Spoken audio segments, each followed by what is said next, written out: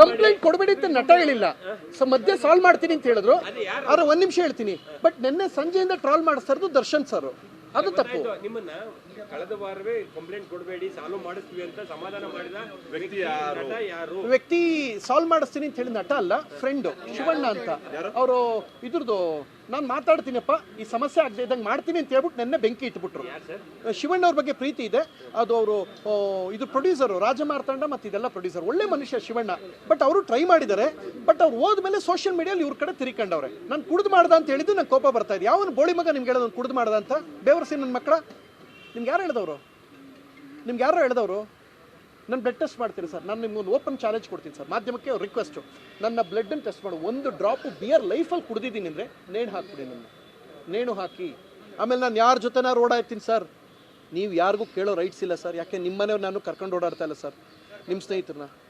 ಇದು ಹೇಳ್ತಾ ಇದ್ದೀನಿ ಪದೇ. ನನ್ನ ವಿಚಾರಕ್ಕೆ ಅವ್ನು ಕೊಟ್ಟಿಲ್ಲ ರೆಂಟು, ಅದು ಮಾಡಿಲ್ಲ, ನಿಮ್ಮ ಅಪ್ಪನ ಮೇಲೆ ಇಸ್ಕೊಂಡಿಲ್ಲ ಸರ್.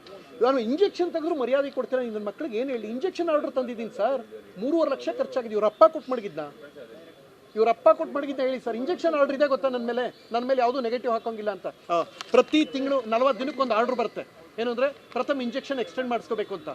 ಇಂಜೆಕ್ಷನ್ ಎಕ್ಸ್ಟೆಂಡ್ ಯಾಕೆ ಅಂದರೆ ನೋಡಿ, ಒಂದು ನಿಮಿಷ ತೋರಿಸ್ತೀನಿ, ಒಂದು ಸೆಕೆಂಡ್ ನೋಡ್ಬಿಟ್ಟಿದ್ದು.